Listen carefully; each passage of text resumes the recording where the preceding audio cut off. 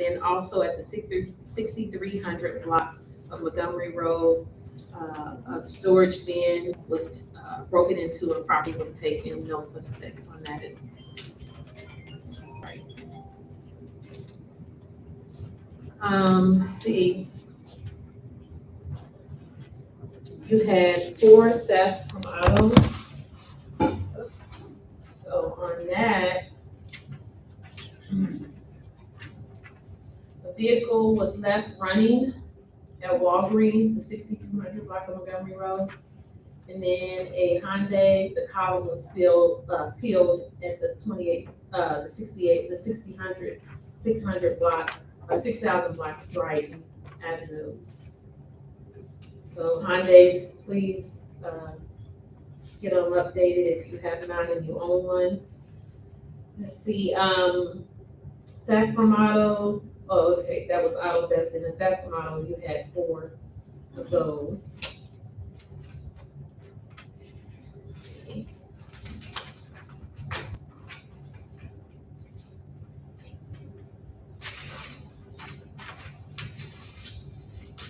And those were just taken, out of, two were at 3500 block of Edgeview Drive on that street.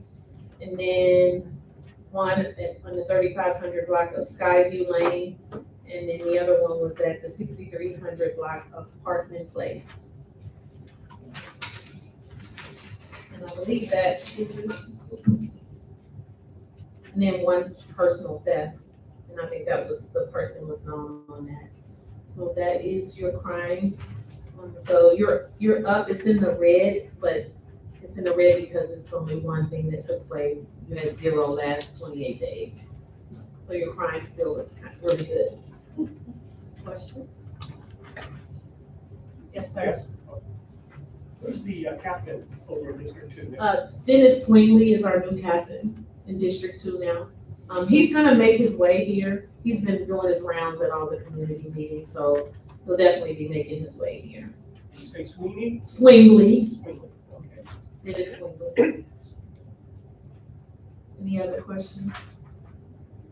Yes, sir. That the theft from cars down there, I don't know what road that is. The 3 that are next to each other, it's all one day, one out, like Yeah, that happened on the same all day. on the same day, like they just came through and. Yep. Yeah. So please make sure you're locking your doors. Don't keep your key fobs in your car. We're seeing a lot of that, not necessarily in your area, but we are seeing a lot of people in their driveways. They're keeping their key fobs in their cars. Don't leave wallets, purses, any items that someone, guns, and any items that people may feel that, you would think that's nothing, but I mean, if you could leave $1 in your console in your car, people will break the window to get to the $1. So just be mindful of that. Any other questions? Thank you. Thank you, Sergeant Sellers. Any representatives from Engine 8? Wow. No, all right. Okay, fire, no fire. Okay, I probably should not say that. Really. Yeah, sorry. Next up is Pleasant Ridge Recreation Center, Kendall.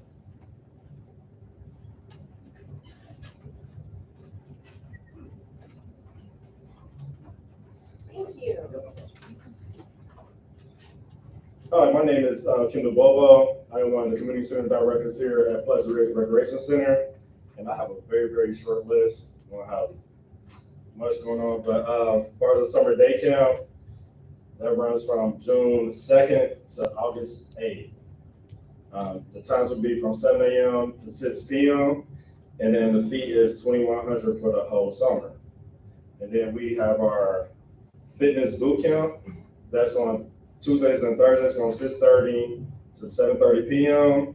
And with your CRC membership, it is free. And I do the boot camp classes. So if you want to come out, please, you can come check it out for free, and then we can see if you really like it. So if you have any questions, I have business cards over there. You can always contact me. All right. Thank you. Thank you. you, Kendall. Next up is the Pleasant Ridge Branch Library.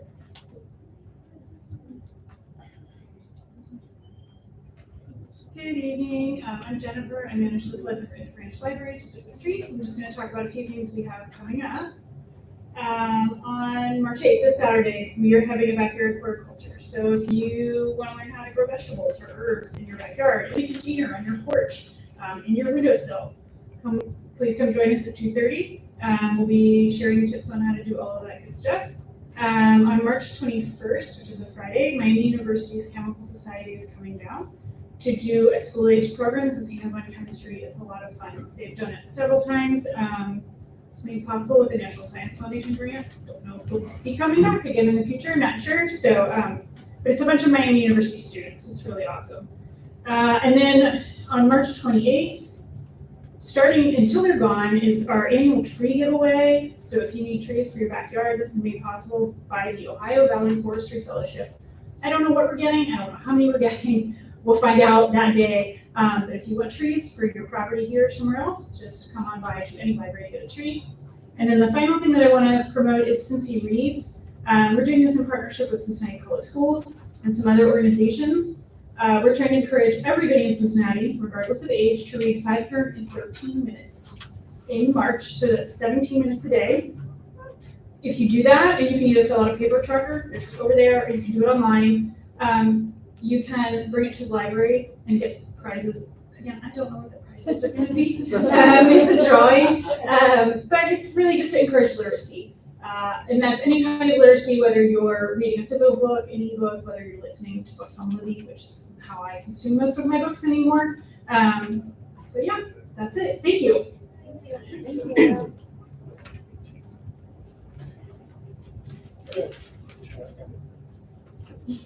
Thanks, Jennifer. Awesome. All right. Of course, naturally, as I think more critically, there's many more things I want to share as far as our executive report, but I'll keep it short and sweet. Same time as being my last one, I can just go on and on. But with that, we've been pretty busy as far as getting ready for tonight and our transition. So I'll just keep it short and sweet with what I've been up to in this position. So first and foremost, Jeff and I met yesterday for a good bit to do what my predecessor failed to do, which was a diligent handoff of all the passwords and security phone numbers and the emails and all the things that actually make things go around. But I think we're at a relatively comfortable state with that, until Google says we were bad. So we will, that should be going underway. Also making sure that we were cleaning up our internal communications list for our growing committees. And so it's been exciting. Our last executive meeting was really nice to look around and see more people stepping up in positions of leadership. Of course, that made the meetings go even longer, but that it was just, when I walked away from that, it was a really nice feeling to see that even in my short tenure here, we've actually been quite diligent in identifying areas of need, establishing the structure within our leadership, and to find people to have that. And so I'll mention a little bit of where we're still seeking that, but I want to just give thanks to everyone in the short period of time who stepped up, be it communications, our resources, and actually my next one, item was that I did put out a beautification survey for those who are interested to try and take stock of those who are interested. We've gotten over 24 responses, some indicating leadership, and so I'm hopeful that the next leadership coming on in will reach out to folks who have been doing beautification and also those who want to get involved, particularly as spring emerges and we need to get those plantings going. Okay. Soon after our last meeting in February, Jeff and I attended the CPS meeting with Community Council leadership just to get an update on what was happening with CPS across the district. They're already finished with phase 1 and looking at phase 2. For our purposes specifically, they have kind of backed off on any proposed realignments or reorganization, either within schools or internally within schools as far as grade structures go. So as of right now, there isn't yet any moving forward with Pleasant Ridge Montessori. County Heights, am I getting this wrong? No, there was potential plans, that got actually a significant amount of pushback. So right now, our immediate schools in the public sphere, our immediate schools in the public sphere are maintaining. Of course, we don't have anything that we can say, perhaps a TCP or nativity. I will allude though, if you have noticed, we now have a formal designated school zone along Montgomery, or along Ridge for TCP, which then extends from before the intersection up the northern part of Ridge as well. So you might see new signs there as well. So that was a push that we got. So now reduced speed, really clear signage, increased fines for infractions. So another good win in our move towards safety, pedestrian safety. Okay. We do now have a lead for our resources committee. Aaron Dean is very thoughtful to step up. Part of my time was to get him set up with a tracker, which was sent out to all the committees to start looking at historical context and current context of resources that are being pursued. That can include the city offices, along with other private entities or public entities to help pursue our respective missions. We know that it is a heavy lift to make sure that we are aware of the resources, we're on top of the respective timelines. It is not his job to write out to the proposals for these things, but it has helped to kind of play quarterback, making sure our committees get the resources identified that we can collectively work and pursue them together. I signed off on the letter and sent it to City Council, Department of Transportation, and other agencies to formally request that the pedestrian safety realignment that's happening on the northern part of Montgomery and Norwood formally gets extended into Pleasant Ridge up to Leicester and Montgomery. We have not received notification formally that that is indeed happening, but the message has been forwarded along to the respective offices. But we hope that that can go through the western edge of Pleasant Ridge and then continue up the hill as well. So they're going to be doing much more bike lanes and traffic calming measures. We were hoping to loop in some other projects, such as the Douglas Terrace closure, into that ODOT proposal. So just letting them know that we are interested if they want to carry up 1.5 miles up the hill. We did meet with another agenda item. We did meet with Chris Andrews, who's the owner of the duplex building. I'm going to defer that conversation to Brandon and Jeff, but know that we did have reached a resolution with that.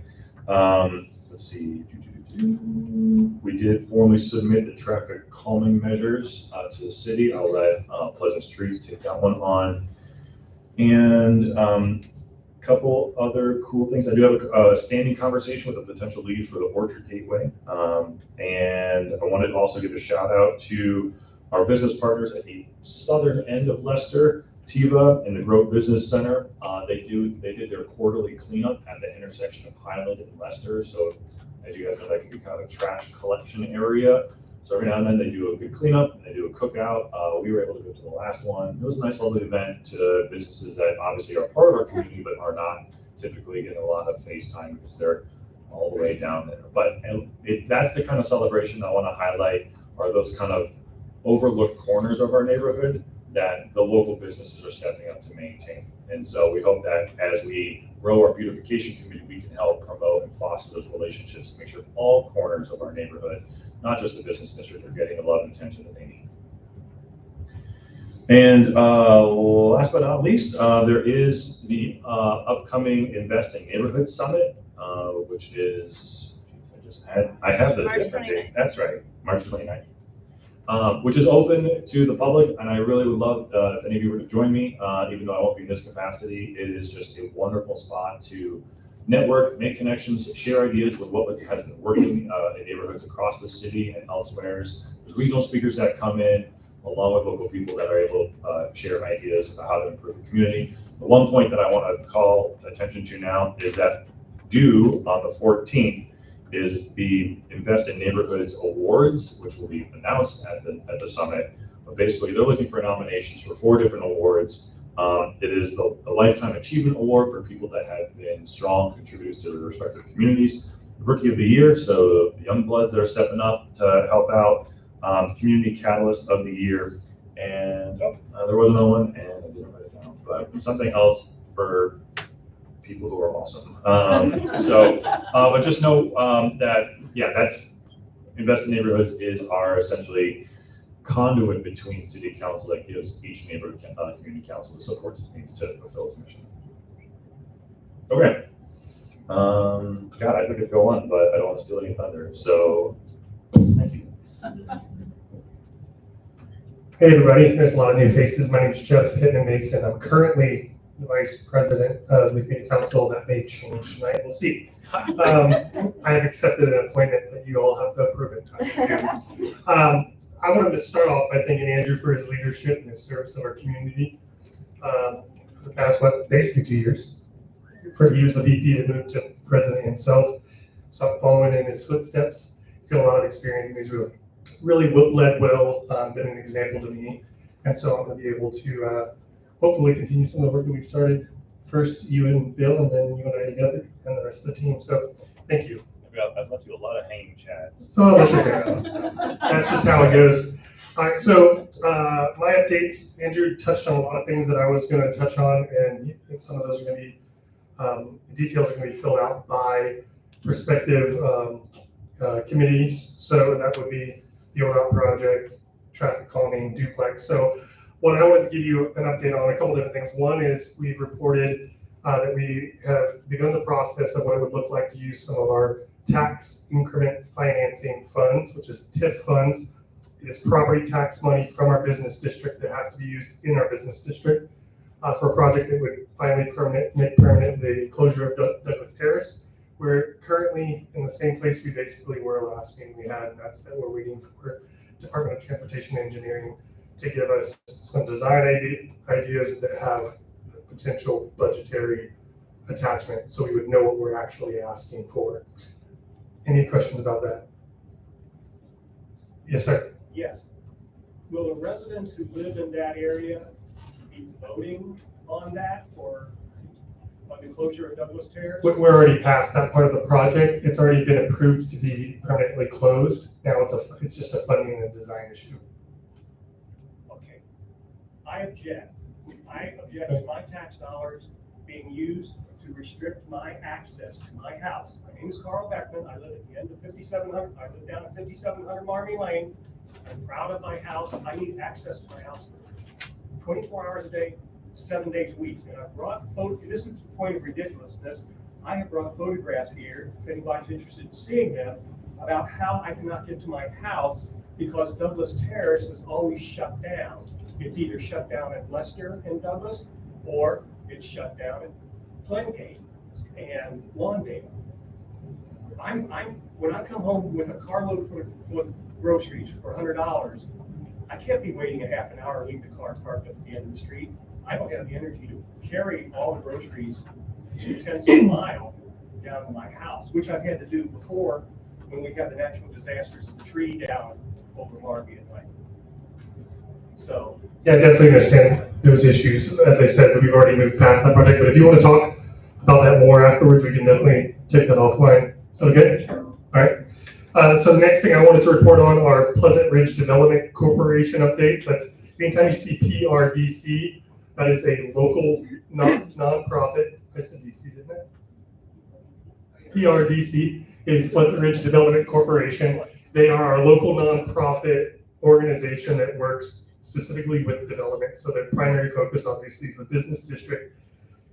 Their strategy essentially is to get a hold of properties before major corporations do to make sure that they are steered in the direction of our community's desires, not towards the desires of a corporation, et cetera. That is kind of their primary goal. The other thing that they're trying to do is to just get developers to come here and do something with buildings and properties that currently aren't being utilized for anything that adds to our community.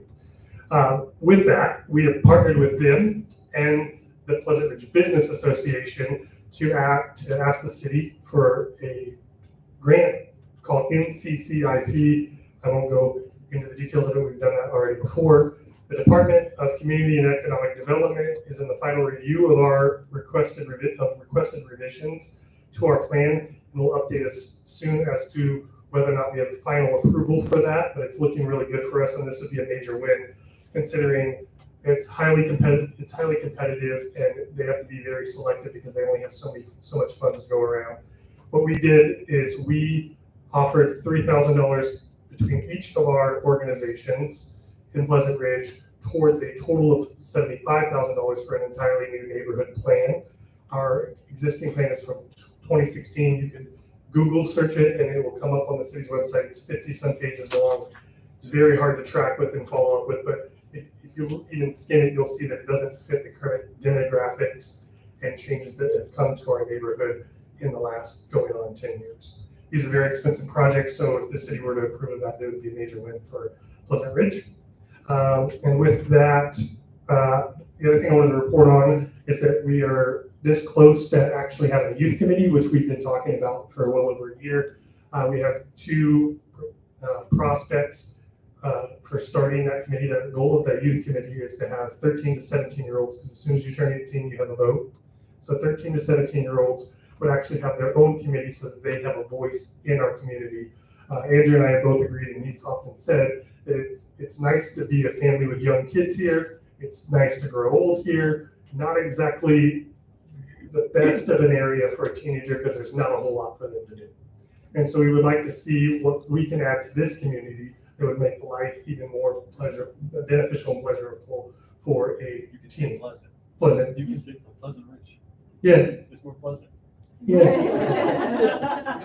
You say beneficial, that's fine, but we're just trying to keep on brand. Yeah. Sorry, I threw you off. So we're this close. We just got to set a meeting, and once we get them both together, we have a committee. And then the last thing that I'm reporting on is it's a quick recap. I'm not going to give you a recap because it was a long public meeting. But if you don't know, Connected Communities was passed by the city. It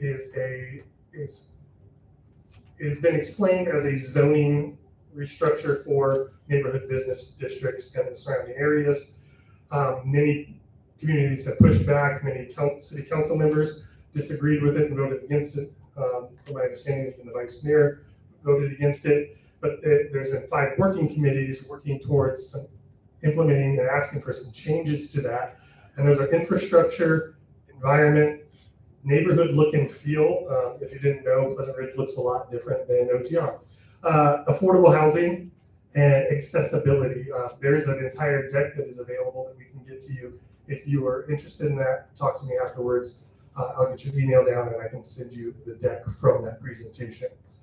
And with that, I am covered. I don't have anything to say, so I'll pass it down to Jesse. Hi, everyone. If we don't know each other yet, my name is Jessie Frank. I'm the treasurer for PRCC. I'm about to finish up my first 2-year term here as treasurer for us. So first update to give you is on a compliance basis.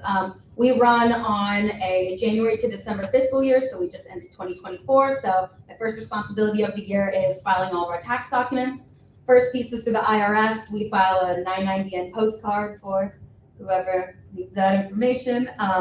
And we also file an annual charitable registration with the Ohio Attorney General's office. Both those things are required for us as a nonprofit. And of course, there's a $50 filing fee that we paid as well to go along with those required annual filings. But those are the 2 major things we put in each year. So we are up to date on compliance items for 2024. Now we're looking into 2025. Biggest update and biggest thing for us to talk about tonight. If you've been here before, you've heard this acronym, but NSP, Neighborhood Support Program. For those who haven't been here, NSP is a grant offered by Invest in Neighborhoods through the city of Cincinnati. It's offered to the community councils to get reimbursed for project expenses that we have in the public community area. So the city of Cincinnati gives money to this group called Invest in Neighborhoods. They manage that money and they work with all of us community councils to get that money out, manage our projects, and make sure we're spending the money on approved projects. We received this grant for many, many, many years. It's our largest annual source of grant funding that we get on an annual basis. So if you were here last month, you heard that it was $10,000 for 2025, just up for grabs for us to apply for. That is an increase from last year. It was $7,400. Year before that, it was in the 9,000s. Year before that, it was in the 7,000s. So It's all over. This is the biggest year I've been a part of, which is very, very, very exciting. We get a little more money from the city. To go through that, we have to put project recommendations up to the city and present them to be approved. There are certain guidelines we have to follow on what projects will be approved. The general guidance is that projects must provide successful outcomes that positively impact the neighborhood or community overall.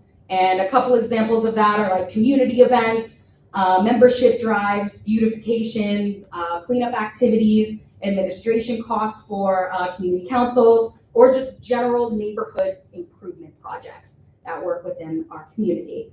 A couple things we have to watch when we're applying for this grant. There are certain restrictions on it, and they did get a little tighter this year, particularly the time range in which we have to spend money for this grant. So when we're allowed to spend that $10,000 in accrued expense towards that. Typically, we get about 10 months to do that, and the expenses aren't due until January of next year typically, but they did cut that down on us. All of our expenses have to be completed by mid-November with our final report by mid-December. So we're a little shrunk this year, only 8 months to do our projects. However, we have plenty of projects that we do in the neighborhood that fall within the guidelines of what we can get reimbursed for. Some examples of those, the biggest one is beautification efforts. So all of our 50 pots and planter locations around Pleasant Ridge, those flowers, and then the downtown maintenance for the sidewalks and the trees. Those are projects we've successfully put up and gotten approved in the past. Beautification is a very common project topic for other community councils to put up as well, and we've had success getting reimbursed for those. Like I said, community events are another one. Ridge Day, if you haven't heard, our largest community event every year. We're so excited for that again. It is happening August 2nd, so very excited, but the infrastructure items for that, another project we put up to be reimbursed. So, you're talking the restrooms, trash and recycling, marketing, beverage costs, all those things can be reimbursed through this grant. As well as we've done safety, civic communication projects. We've put a lot up and we've been very successful over many years to get those reimbursed. So, with the money coming from the city, we open it up for people who have ideas or opinions on what types of projects we should recommend.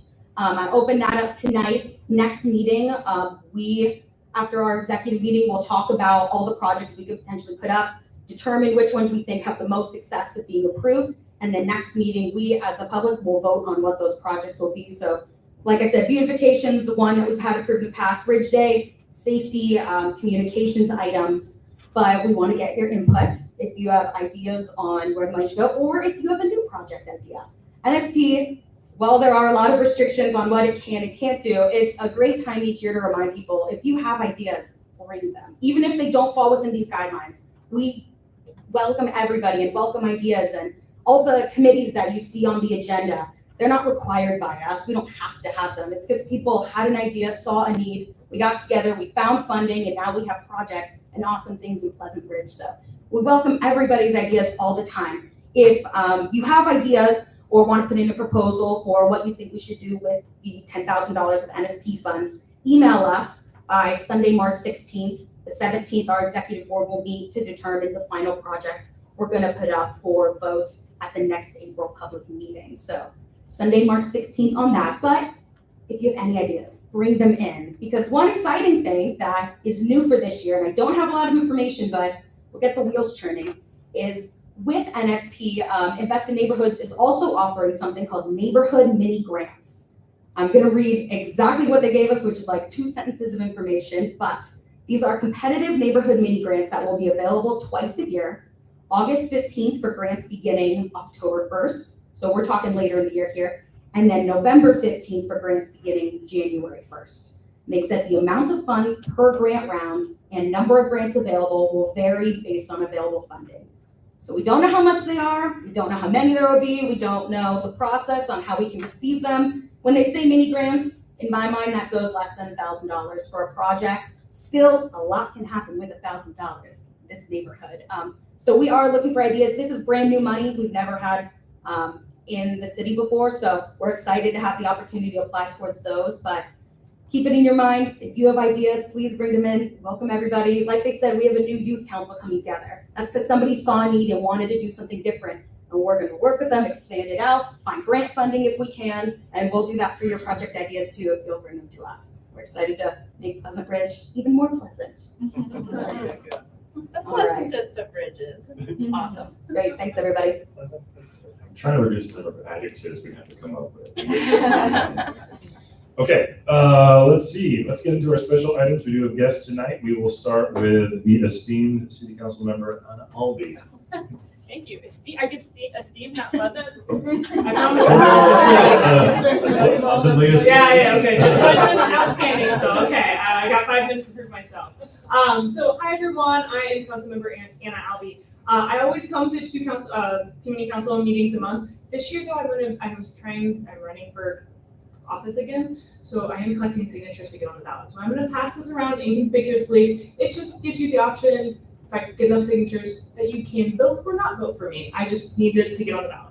So, okay, no worries. And yeah, it's only for city people. So I wanted to talk tonight a little bit about the work I've been doing around gun violence prevention. So I know we have a lot of speakers and rain is coming, so I'm gonna try to keep it quick for you all. But when we think about what the city can do around gun violence prevention, you know, a lot of people jump to thinking about legislation. So I wanted to start there just to explain the landscape in the state of Ohio. So essentially, the state of Ohio has a thing called a preemption law. And what it says is that the state law preempts or really overrules our jurisdiction when it comes to gun laws at the local level. So unfortunately, in 2023, Cincinnati passed a secure firearm storage law.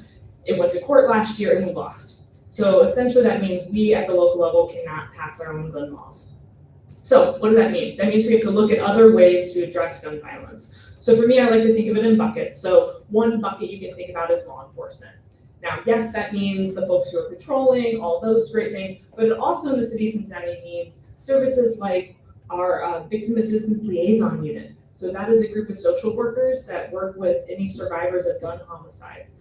So whether or not, or gun homicides or someone who's been shot. So someone pairing with them to work through the court case. So as they go through that, working with them and being kind of liaison to the detectives, but then also offering up group counseling. I'm actually gonna be meeting with that group at the end of this month to talk with them. It's services like our DIVERT program, which is it's an acronym, Domestic Violence Something Response Team, and that is a partnership with Women Helping Women. So if there's a domestic violence call, we are actually sending advocates to the scene from Women Helping Women to prevent on the scene support to that survivor. It's things like our alternative response to crisis. So if there's a non-violent call for emergency, specifically one around mental health, we now send a behavioral health specialist along with a paramedic to offer that right kind of service for the need, which I really appreciate because, you know, our officers do a lot of great things, but an officer with a gun is not always going to be the person who's going to de-escalate the situation. So I'm really excited. In the budget last year, I advocated to get an additional alternative response for crisis team, so budget for that. Same thing for the Victim Assistance Liaison Team, adding social workers to that. It's also the work we do around our PIVOT program. Again, another acronym. The thing you need to know about PIVOT is we look at kind of hot spots in the city where there's been increased rates of gun violence, and over an elongated amount of time, we partner with community members and experts to and the police to look at, okay, what's happening in this maybe block area that has led to increased gun violence, and what type of solutions can we implement specifically to problem solve right here.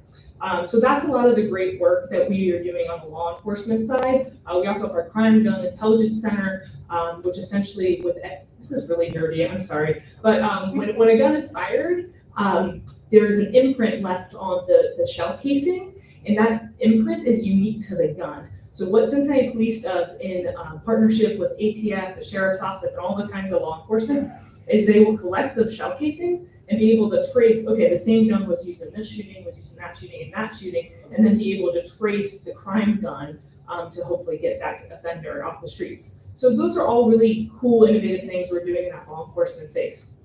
So beyond that, I think of our gun violence prevention strategy in terms of what can we do to foster strong communities. And for me, a strong, safe community is one where folks are paid enough to afford a roof over their head, fresh food on the table, and access to healthcare, and that we as a city are investing into community-led programs, like some of the stuff you all were listing off.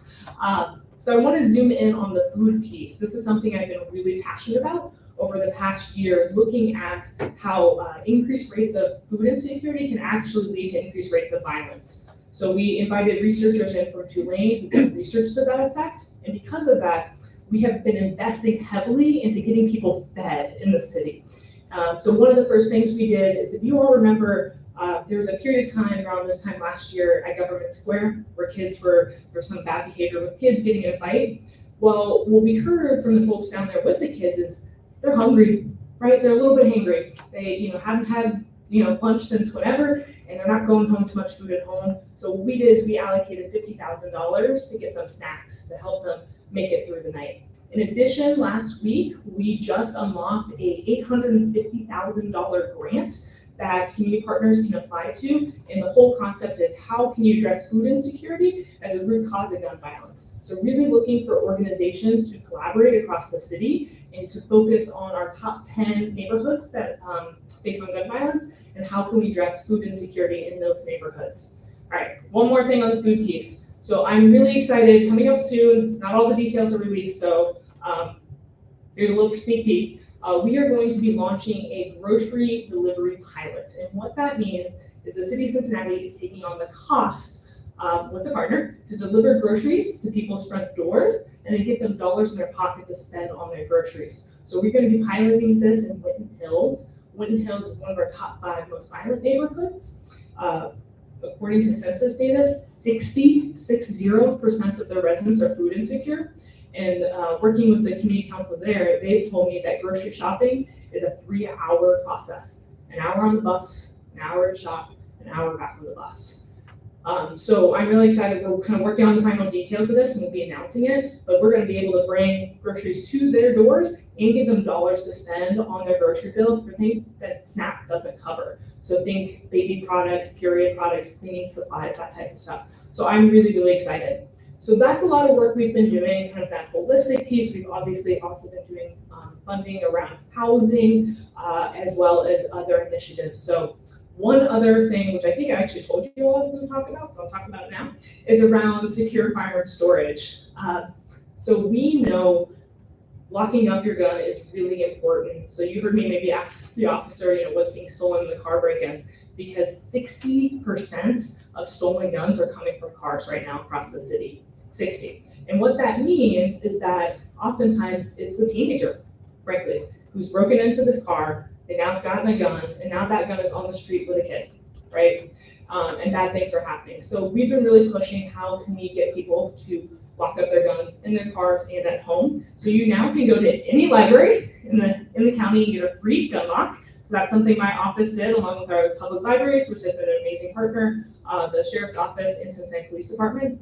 We also introduced a new out-of-home gun storage program. So if you're a responsible gun owner and you need to get the gun out of the house for any reason, imagine if maybe someone in your house is experiencing a mental health crisis. Maybe the grandkids are coming to visit. You don't want them to hurt themselves or others. Maybe you are leaving town and you don't want your gun stolen. Whatever the reason is, you can now bring it to Cincinnati Police Department and store it with them for free for up to 6 months. And I really see this as a really great suicide prevention program, as well as preventing unintentional shootings by kids. So please spread the word about that for anyone you may know who's a gun owner. I know myself, I had a friend who, gun owner, was going through a really tough divorce at the time, and I texted him and I was like, hey, do you need someone to take your gun? And so we were able to get the firearms out of the house for him. So it could be a situation like that. I'm gonna take a big breath there. Any questions? Oh, yeah. Councilmember Albee, you mentioned a lot of things. Was anything ever mentioned about perhaps starting up court watch again, where citizens go into the courtrooms and watch the judges and advocate for stiff sentences on these criminals? Years ago, there was a thing called court watch. I mean, this is 1990s. This is where you're going to be embarrassed to hear my birth year. Sorry, I'm not familiar with that program. Folks are welcome to go into the court and watch, proceedings. As always, we are legislature. We do the laws piece. It is up to our judges to enforce the law. So that is not my part of the government. But so sorry, I can't speak to that. Awesome. Well, thank you all for having me. If any questions, I did get your email today about the ODOT funding. I got to reach out to DOT to get answers on that. I also did want to take a moment. I'm really happy to hear the updates about the school zone I was really upset to hear about the kid who was hit in the crosswalk.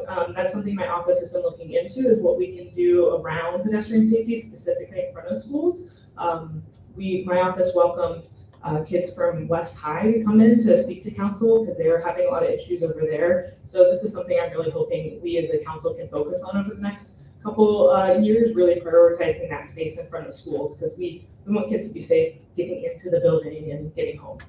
So thank you. All right, thank you. Thanks, everyone. Appreciate it.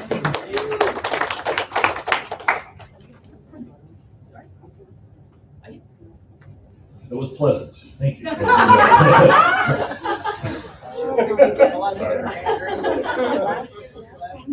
All right, I know, trust me, you have like maybe 30 minutes of like ill-timed, off-the-cuff, sort of funny jokes. So it's coming to an end. Okay, next up is Millie Schaefer with the bow, commenting on the bow hunting program in Cincinnati Parks. Oh,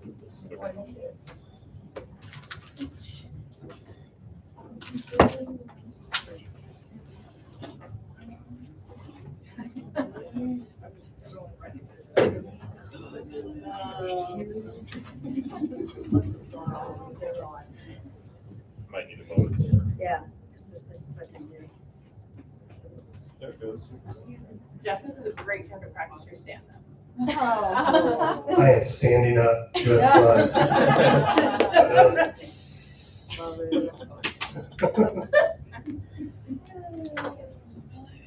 just want to get my remote. At my age, all this technology is a challenge, I can tell you. This is Windows 11 and we just got started. Okay, I think we're ready to pop it. Let's see what we do here.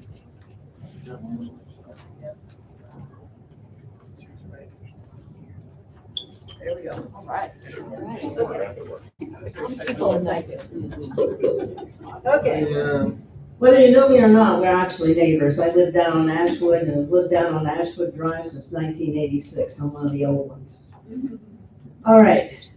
We're going to talk about something that I discovered while I was running a community cat program all through the greater Cincinnati area. I would never have predicted that I was going to end up involving in a situation like this. But what I heard was very disturbing. So Cincinnati Urban Deer Advocates is a nonprofit. It was founded several years ago for two reasons. One is to support non-lethal urban control for urban deer. Two is to support and maintain and keep or restore our full no public hunting in the city. For many years, it is illegal to discharge deadly and dangerous weapons. Those regulations are still on the books, and it was absolute. In 2009, without public input, City Council granted an exception to Cincinnati parks for amateur recreational bow hunting. All right? And initially it was starting out at Mount Airy, but a lot of things happened that nobody predicted.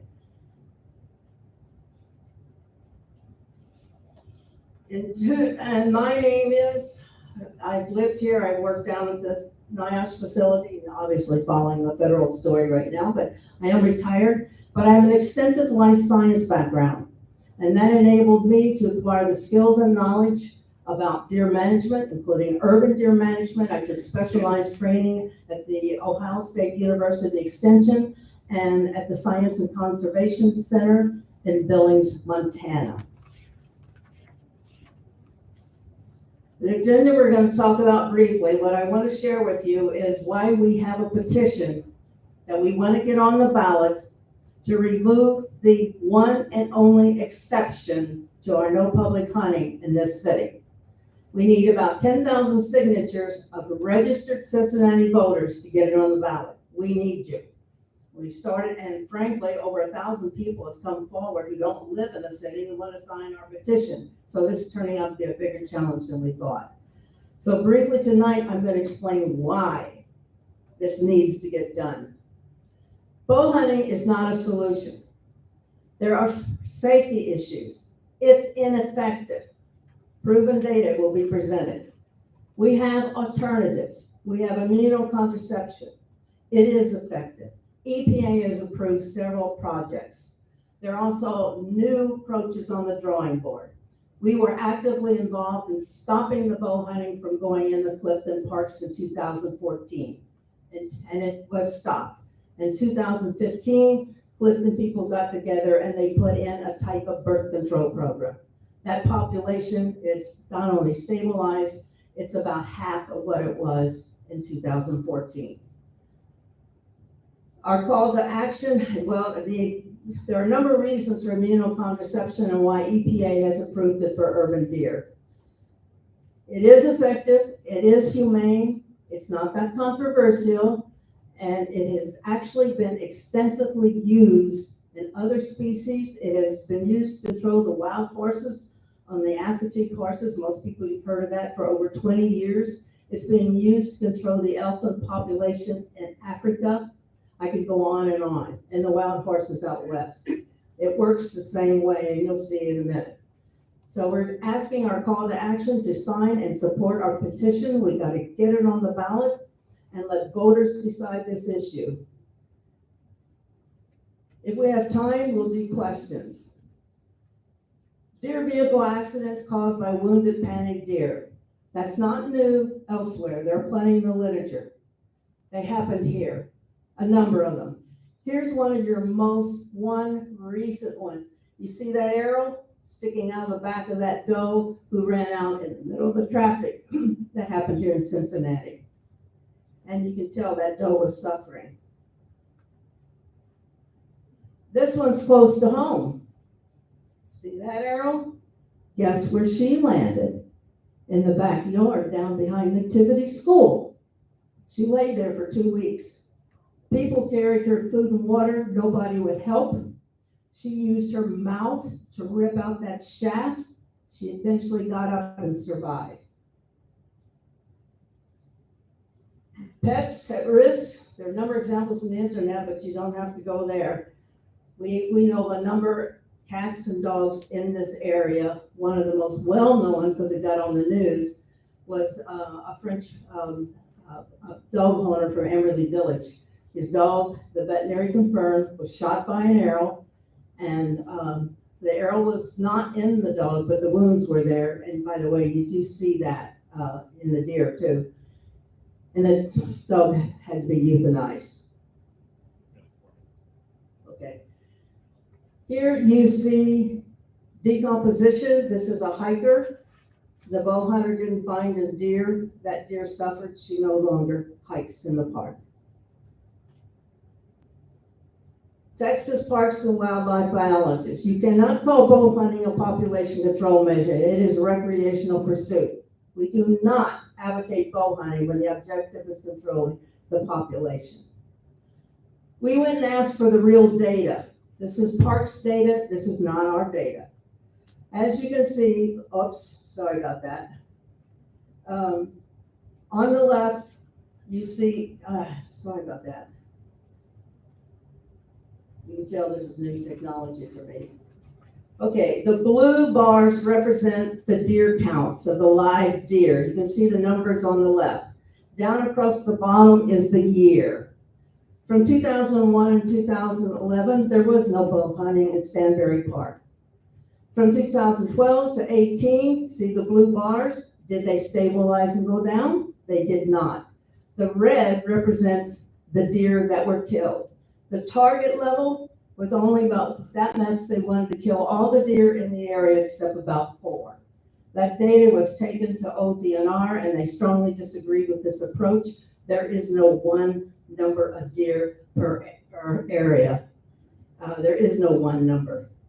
Community has to decide that. All park, 2000 to 2008.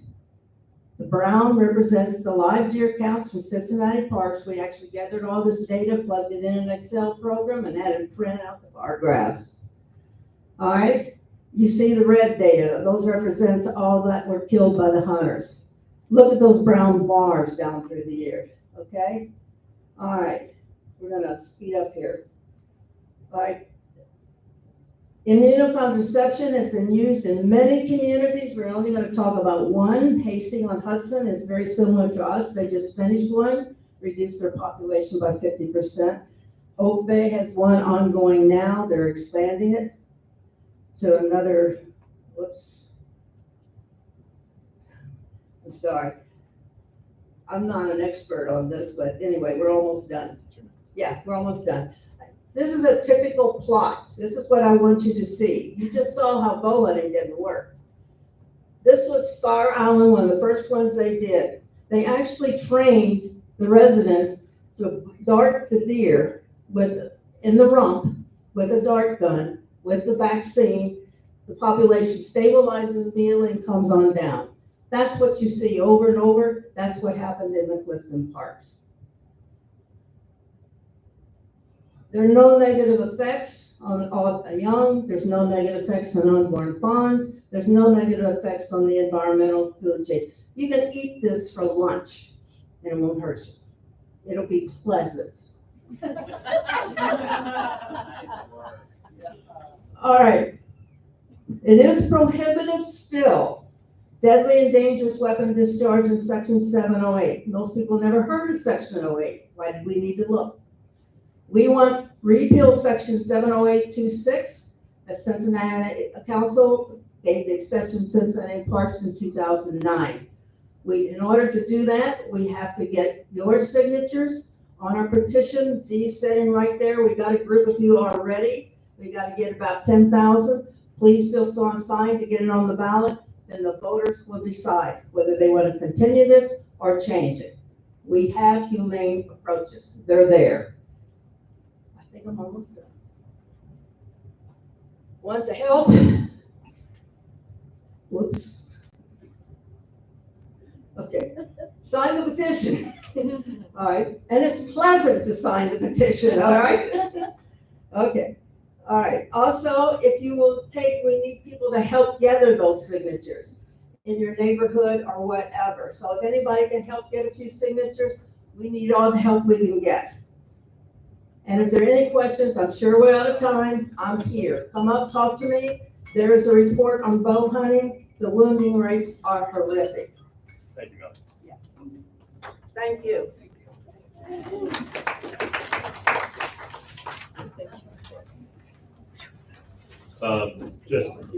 It's worth noting, the reason for my departure, for those who don't know, is that I have taken a position with the city. Yeah. I'm now with Cincinnati Parks. But you can't. But I lead education for Cincinnati Parks, so I'm not, well, this was educational. It was not something that I have pro, con, seat against. I have not influenced board or voting members in any way. I just need to do that disclosure for the sake of my resting easy. So just so you know, is this forever? I got you. No, it's not forever. Okay, there we go. That's one way to do it right there. Some new technology. Right. Can I say something real quick? Joe Sonny is not in the city. You have to be a registered voter in the city of Cincinnati. I actually probably should know something that did come up during our executive meeting. And we did not organize enough for tonight's purposes, but in exec meeting before, we have discussed the idea of, while it is fine to have, we invite space for presentations like this, signature gathering is probably something that we've taken stock should probably be taking place before or after the meeting outside of the room itself. And so this is something that after I depart will be on these council to write up a formal policy. We are fine to collect signatures. It just needs to happen outside of the hours, and that's on us and doing our due diligence. But know that that is on our radar. It's not that we are discouraging signature collection. It just needs to be done outside the door. And we know that other city properties also discourage collection of signatures for political purposes outside public meetings and of property. We do need to actually go into the special election process. I do, however, want to point out that the current cycle is actually for our treasurer and secretary. And so those positions are up for renewal this coming May. And so as of the March meeting, nominations, be it by self or to other, are now officially open. And so nominations are open this month, and they are open until the April meeting, which people then have to declare the nominations. And then it will be during the May meeting in which the secretary position and the treasurer position will be voted upon. I can easily say I thought wonderfully of Jesse and Michelle's work here, and so I can endorse. Sure, I'm out the door, but for formality purposes, if you are interested in serving on the executive council, those positions will go up for a formal vote. Nominations do indeed open up tonight. Okay. However, the pressing matter is the president position and the vice president position. As I alluded to, I am stepping down because my role with the city serves as a conflict of interest with my being on the executive board on the community council. Since we have great dealings with the city and 80+% of our support comes from the city, I cannot sit on the executive board because that seems like I give the council an inside track on potential funding. So here's my bidding adieu. With that, we, as an executive council, will start with the president position, have met, and we are formally nominating Jeff here to the president position. It is a 3/4 majority vote to move that nomination forward. And unless I am mistaken, I think we're appointing We and are it's approving by the we are, crowd. yes. We have, well, yes. We appointed. We already. appointed, yes. So we are appointing Jeff to assume the president position. However, per our bylaws, it needs to go to a formal public vote to approve the appointment. So with that, I'm going to open the floor to a formal vote to have Jeff Inman Mason assume the president position for Pleasant Ridge Community Council. With that, can I please have a verbal and show of hands of an aye vote on the approval? Leave them up for just 1 second. I'll count as fast as possible.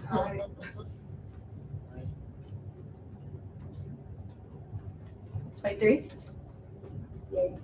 23 yeas. Are there any nays in the audience? One nay. One nay. All right. I would say abstentions, but then you don't reach your hand, you don't know. So. So there's that. Okay. It is by overwhelming visual support that Jeff Inman Mason has now been appointed to become president of the Good luck. It's pleasant. Okay. And we do have one nomination for the vice president position. That is Josh Wilman. Josh in the audience. There is Josh, everyone. Okay. Typically what we've had in these processes have just invite you up just to introduce yourself, share a couple words, because your appointment will also need to go forward to a public vote. So 2 minutes max, if you please. But everyone is Josh Wilman, nominated for vice president. Perfect, thank you so much. Also, Jeff and I did not coordinate, but I guess I got the vice president olive green vibe. So, hey everyone, I'm Josh Wilman. Nice to meet you. I'll keep this super short. Personally, I'm a native Cincinnatian, so born and raised here. Went to the University of Cincinnati, which is where I met my wife, Audrey. And we live here in Pleasant Ridge, raising our 4 young children. They start at age 5 and go down to age 1. So, yes, she's a saint. So it's fun to be here. And honestly, where my passion for the neighborhood comes from is just the amazing momentum that I'm seeing here in the city.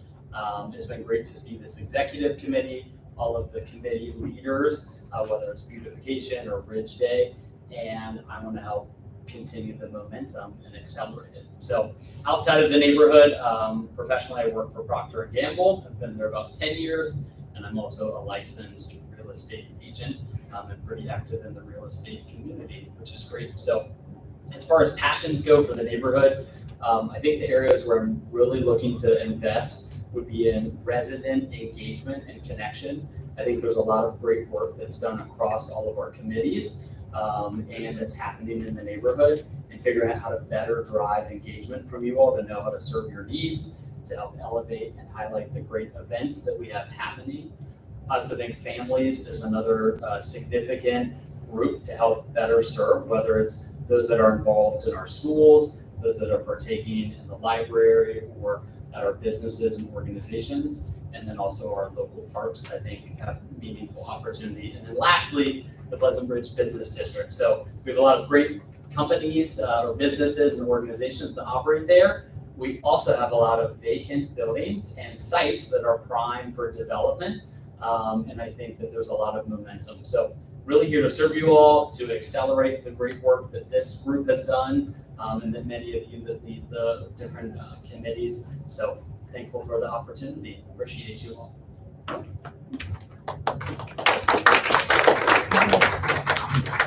Thank you, Josh. Per our bylaws, we do have to have a moment if there are any other nominations for the vice president position. Once, twice. Okay, nominations are closed. With that, I believe the board has agreed to nominate Jeff for the vice president position. And then Josh for the vice president position. I'm talking too fast. And so now we leave it to you. So putting it to our attendees tonight, again, for residents of Pleasant Ridge, to formally approve the appointment of Josh Willman to vice president position of Pleasant Ridge Community Council. May we please have a show of hands.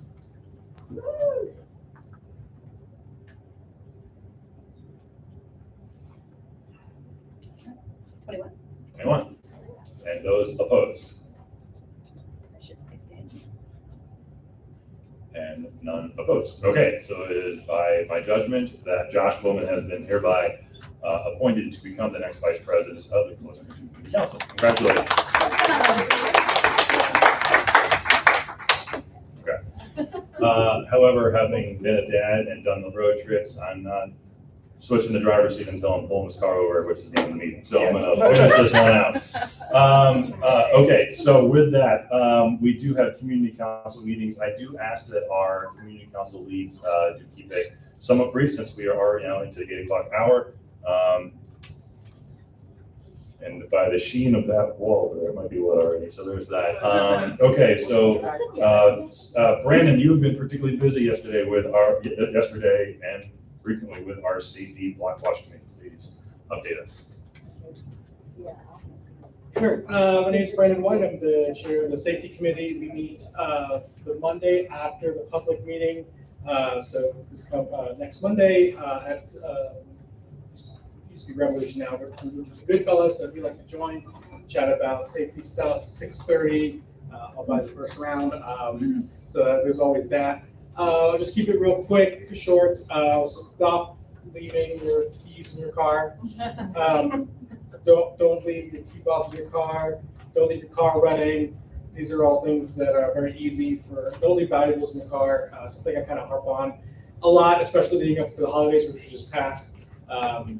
We also keep an eye out for identity theft schemes that does come around a lot. Sorry, I'm kind of flying through them. The big thing tonight that we've all been working on the executive committee and myself, is with a bar called Duplex. Duplex used to be called Barcode. Some of you might be familiar with it. We've had some issues in the past with that. I won't rehash everything, but they were unfortunately somewhat, they were very concerning. And we got the Law and Public Safety Committee involved. We signed a contract with them that they had to do certain things to remediate those issues. They've since rebranded. They're closed for all the time. Now they're more of a coffee shop / bar. And they were trying to move their liquor license from their previous LLC to the new one. We were asked for our feedback. We did not get positive feedback, so we were in discussions with the city solicitor's office and Chris Andrews, the owner of Barcode / Duplex, to sign a new contract or proceed with the objection with the Ohio Liquor Control Board. For those that you don't know, the city doesn't actually grant liquor licenses. The Ohio Liquor Control Board does, and they seek feedback from the city, who then seeks feedback from the neighborhoods on any possible objection or expansion of liquor licenses in a given area. So for those that assume that we just kind of dole these things out, That's not what happens. The Liquor Control Board is appointed by the governor and oftentimes has folks that own bars and restaurants. So, if we were to pursue that objection, we would go in front of, basically have a trial from what the solicitor kind of described to us. The barrier to have a liquor license pulled is extremely high. Given the book of works that we have while concerning with the bar, probably does not meet that level of, that needs to be met to have the Liquor Control Board pull a license. So we renegotiated the contract on a very, very compressed time frame with the city and the bar. There were several items, given that their new format was not sort of the nightclub format that they used to have. They felt that these should not be applicable anymore. So the new contract was signed that kind of removed some of the more expensive, I would say, requirements such as retaining a police detail during certain hours, things like that. So, as I told the committee, the council, hey, when we signed this the first time, a great compromise is when no one is so completely happy. And the first time we had it was by any definition, was a great compromise because nobody was really completely happy with it. This would be the same way. So it's something that we'll definitely keep an eye on them. As per the contract now, we can actually have Chris Andrews attend meetings if we give him written notice, something that wasn't there before, but the police details and things like that are not going to be required contractually by them anymore. So there's several other changes, but I'll just keep it short and sweet. And if there's any questions, just to move things along, I'll be here to the end if you'd like to ask me any questions, or if you want to come on Monday, we can talk more about that then. Thank you. Just to streamline that, we're going to hold questions until the end, just for the sake of moving on for time. Pleasant Streets, Bart, go ahead. Hi, everyone. Pleasant Streets is your traffic committee. We've been operating probably fully since 2017, and a lot of the safety improvements you have seen are a result of the hard work of the people on that committee. As an outgoing president to Andrew and an incoming one to Jeff, I want to say that within 2 hours of the Department of Traffic Engineering getting the letter about the Norwood extension, the person listed in that letter, who's a member of our team, is an ODOT engineer, had a call. So they are pursuing the possibility of potentially extending the project, or at least discussing it. So they acted on that very, very quickly. Awesome. I'm kind of surprised and amazed and very pleased. Very, very briefly, the big thing we're gearing up for again is the Ridge Road repavement project. You may recall the DOT came to us last October, talked to us about it, we've been talking about it. The lead engineer went on maternity leave right before Thanksgiving. He's just returned his leave. We're going to give him until next week before we start bombarding him, but we are meeting again. We're also looking into pursuing some additional money through ODOT, and the Pleasant Ridge Development Corporation is actually, we're putting out some feelers about using a grant opportunity we have through the city to bolster the project as well.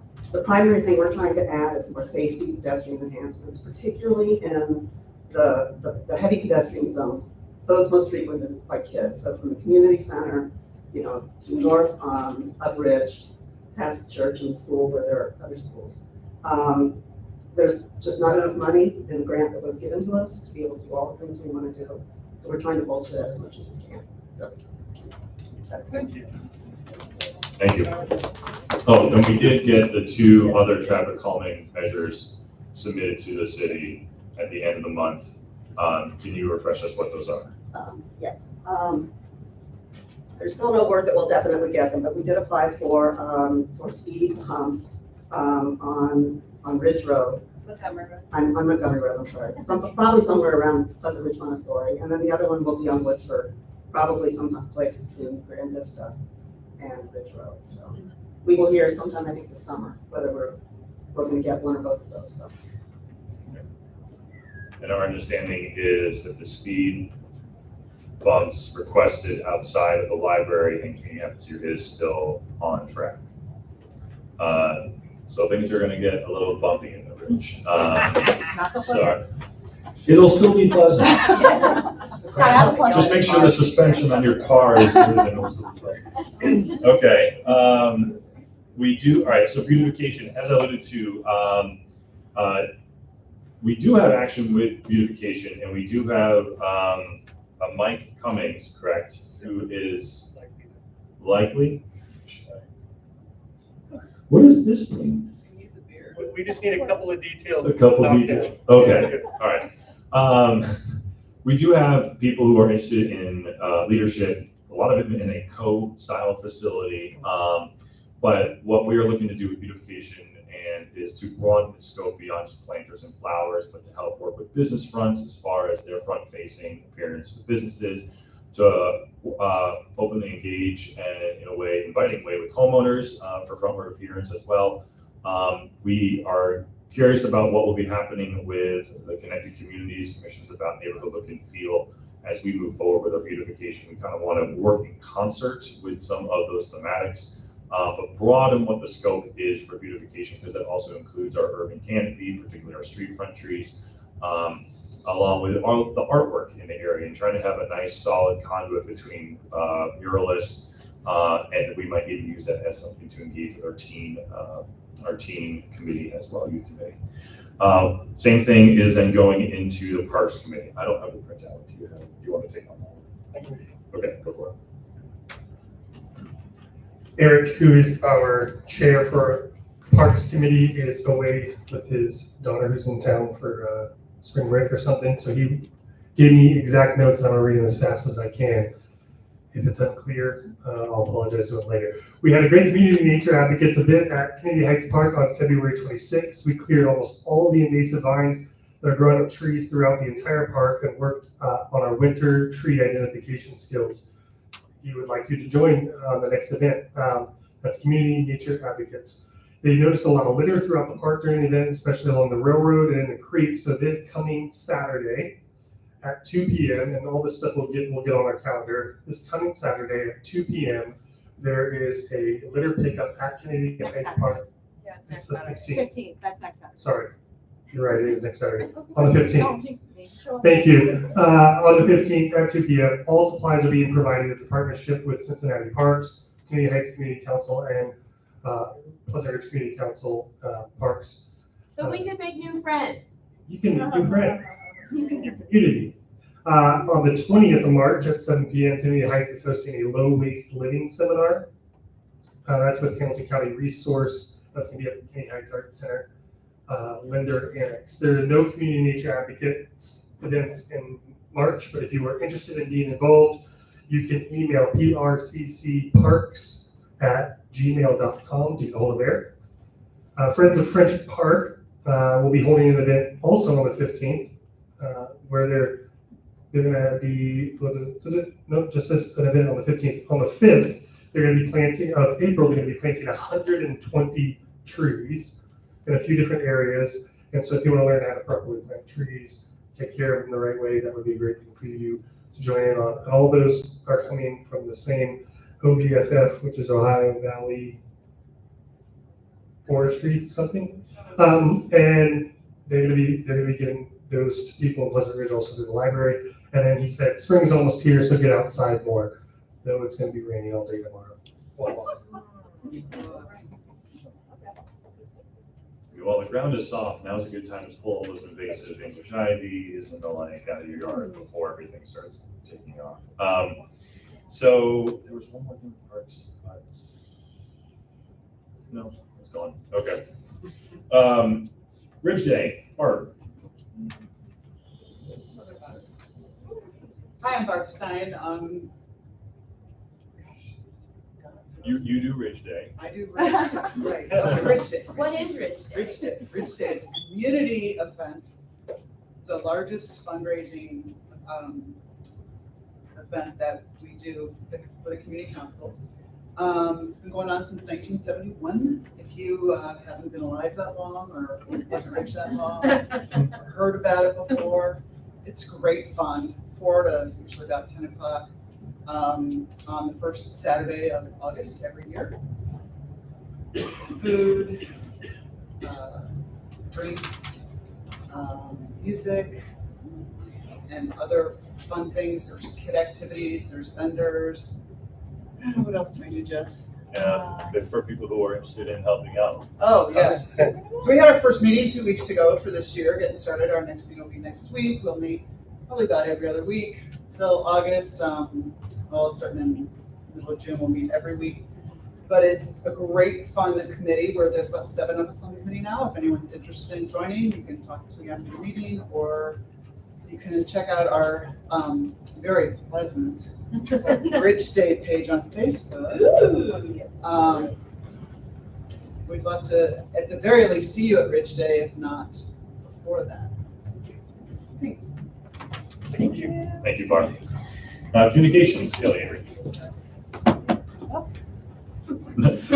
Just Kelly. Hello, I'm Kelly. That's Avery. We're the Communications Committee. Not a whole lot to announce today. If you aren't signed up for the newsletter, please sign up. Just go to our website, say sign up for our email newsletter, put your email in there. I'm working on getting some new committees added to the website. So if you do go poke around, maybe you'll see some new committees on the page. So that's exciting. If you guys have any interest in joining the Communications Committee, we're always open for new people to come and help us out. If you're good at website design, if you like Canva, anything like that, we'd love to have you. Our email is comms.prcc@gmail.com. I think that's all for me. So thanks, guys. Thank you. I do want to sing praises for our communications committee. The weeklies, the quarterly that just went out, it has been awesome. I really think your work in helping engage a continuous stream of communication has helped, one, populate these meetings, but also we've got more emails and connections with people just saying, hey, this is cool. Hey, how can I help out? Or how can I step up for leadership positions? So thank you for both for the consistent, timely, and frankly beautiful and well done structure for our communication. So again, thank you both. Appreciate it. Thank you. Okay, so we have our gateways, Cypress with Chris. No update at this time. Okay.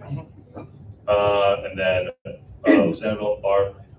Okay, so with our gateways, I know that Denise is not here for Ridge, and I have fielded an interest to take on our Orchard Gateway. For those of you who are unfamiliar, gateways are kind of like quadrants of Pleasant Ridge. They're a mechanism to try to help support and hyper-localize the work in the neighborhood. They have been a bit stagnant, and we are trying to allocate $500 per gateway to kickstart initiations. This could be the fun stuff of potlucks, garage sale, whatever, what?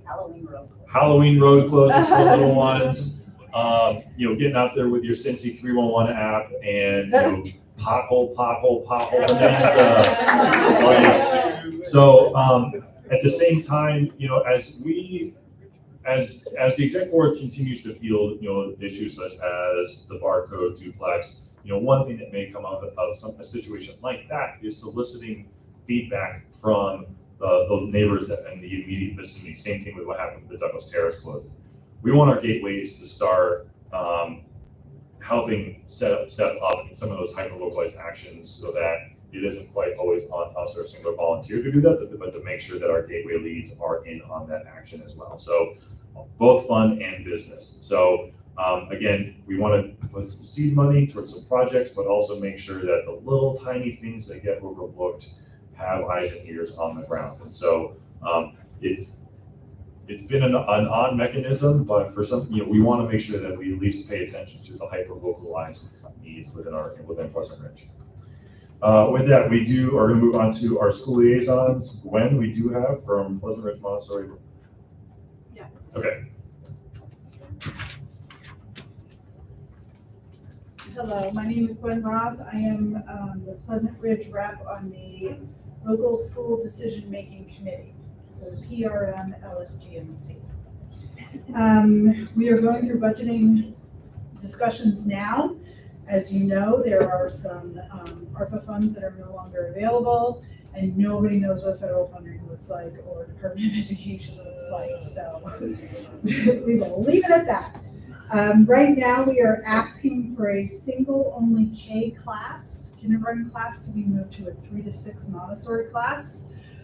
We have had immense growth in PRM over the years, and we have a lot of little ones coming in. So we have a lot of only kindergarten classrooms, which is not ideal for a Montessori environment. We will know soon, hopefully, if that position has been granted by CPS. We're also talking about staffing for next year. Based on projected enrollment right now, we will lose a 3 to 6 teacher and we will lose 1 paraprofessional. So we have gone back to CPS and tried to appeal that. It's in the appeal process now. I will let you know how that turns out. Our resource coordinator, Monique, is currently on maternity leave. Recently had a baby. She has also expressed some concerns about her position going forward with federal funding, Department of Education funding, et cetera, et cetera. Not a super positive, pleasant report. But our next meeting, we meet the second Wednesday of every month at 3 o'clock at the school. Usually virtually, we meet once a quarter in person. So this coming March 12th, we will be in person. If anybody has any questions, you're welcome to reach out to me. I'm happy to share my email and my phone number for further discussions. And I do want to open up any invitation for TC People Academy and also Nativity as well, and Woodford Academy for representatives from those schools. We want to make sure that they are welcome and invited. We've had difficulty in maintaining contact and folks from those respective schools, but we want to make sure that it's an open door invitation for them to provide updates. Yes? I've been in contact with Nativity because of the Ridge Road redesign, so I'd be happy to coordinate with them and just bring updates along. Oh, that'd be the lovely. way. Okay, please talk to us There's after. nobody else doing that. No. And Fish Fry starts Friday. Yay! Oh, that is good news. What are we doing? That is not on your calendar, so write it in right now. Community happens here, no Ruth Ann? No. Okay. Just a quick update. Community Happens Here has been the lead on funding a litter pickup service here in the Ridge, and so we are in talks to but figure out how to support Ruth Ann being a lead on continuing that service in the year. And then youth committee we talked about. Again, we have 2 potential leads, but if any of you have a teen in your life that has expressed civic interest, by all means, please send them our way. We know that there's great programming at the library and CRC, but we want to make sure that we also serve as a mechanism to empower youth in our community. There is a charge from the city manager to better catalyze youth engagement across the city, particularly for our teens.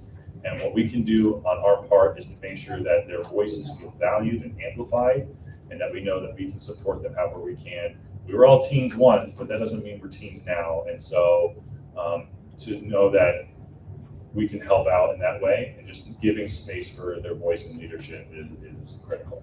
I'll add up to that. I sent one text to the one team that I know, and she said, yeah, I love that. So that's how easy it is, guys. Okay. If that takes care of it for our committees, we do open up for public comment. If there are individuals that would like to have 2 minutes on the floor to share whatever it may be, I see a hand. Okay. Come on. I talk a lot, so if somebody else wants to talk first. There were no other hands. Hi guys, I moved here a few months ago and it's really fun to come here and learn what's happening. My name is Laura, and you'll see that on Pi Day 314 we're having an iftar. And so for those of you who don't know, we're in Ramadan right now. Yay, it's the 4th day. I don't think we have a lot of Muslims other than my family in Pleasant Ridge, but that's okay because iftars are for everybody. So during Ramadan, many Muslims fast from before sunrise till sunset. On the 14th, sunset is at 7:44 p.m. So we're gonna have a potluck. oh my God, Community Happens Here. I have some crafts for kids. I know it's kind of a late dinner if you have a little one, but you know, Ramadan's fun because you get to stay up a little late and like, it's exciting. But yeah, come, bring your family, bring your friends. You don't have to fast that day. The whole idea is that you're just with people you love. And I feel really loved here. So please come eat dinner with us. Thank you. That was delightful. Awesome. All right. Any other for public comment? Yes, sir. Please come to the mic.